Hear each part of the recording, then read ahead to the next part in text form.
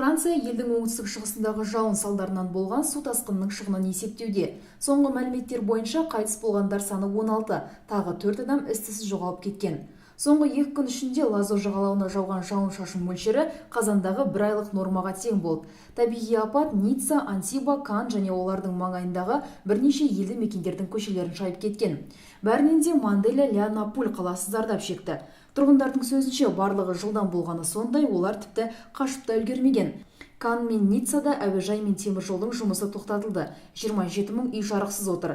Франция президенті Франсуа Олланд зардап шеккен қала тұрғындарымен кездесіп, қайтыс болғандардың туыстарына көңіл айтты. Барлығына арнайы мемлекеттік қордан қаржы аударылады. Қазір жауын тоқтаған, құтқарушылар іздеу жұмыстарын жүргізуде.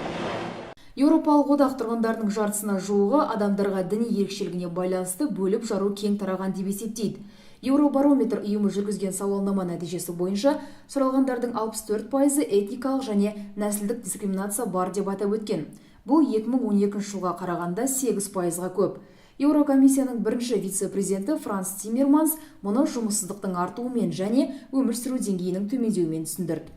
Еуропада дағдарыс кезінде шыдамсыздық көбейеді. Бұл нәрсе біздің тарихымызда бар, тек сабақ ала білу қажет. Шыдамсыздықпен күресуге тиістіміз. Себебі басқа мәдениет және діни топтармен бірге өмір сүре алуымыз еуропалық қоғамның жағдайына байланысты, деді Франс Тиммерманс.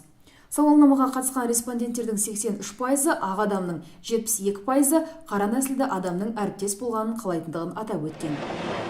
Швед компаниялары 6 сағаттық жұмыс күніне ауысып жатыр.